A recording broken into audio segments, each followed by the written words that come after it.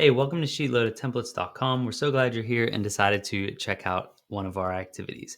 So, for the Jokes on You activity, it's a Mad Lib style activity where, as students answer correctly, they're prompted to type in more information about the joke, and then their text that they've typed in actually becomes part of the joke. For example, this first one, what do fish play on the guitar?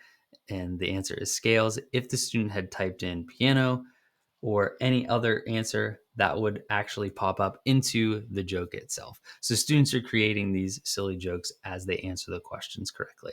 Unlike most of our templates, there is one thing different about this template though. The students do have to answer the questions in order and then answer the prompt right away.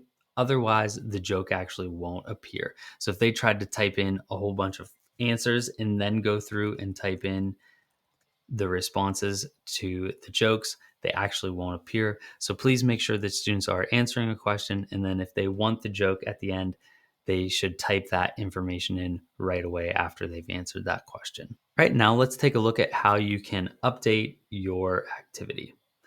First thing you want to do is type in your questions from cells D7 through D14. If you're using one of the other options of our templates, you'll definitely want to check out the videos below on how to access those. But for right now, this video is just going to be about our basic answers. So we'll type our questions right into D7 through D14. Next thing we'll do is scroll down to the answer key, which is in U172. We'll type in our answers. So in this case, I'm just going to use cat, dog, and fish. Head on up to the activity and just make sure that your new answers are working correctly, which they are. And the next step that you'll do to get this ready for students is to click on the box in cell L168. That'll hide the answer key and all that information.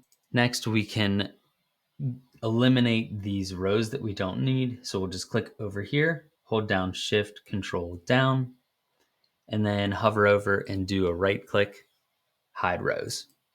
Next, delete any answers that you put in to test the activity, including any of the type here information there.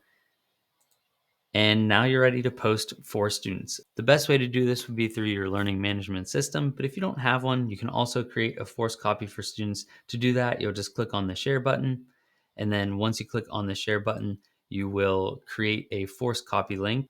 We'll change this to anyone with the link and then copy the link, click done.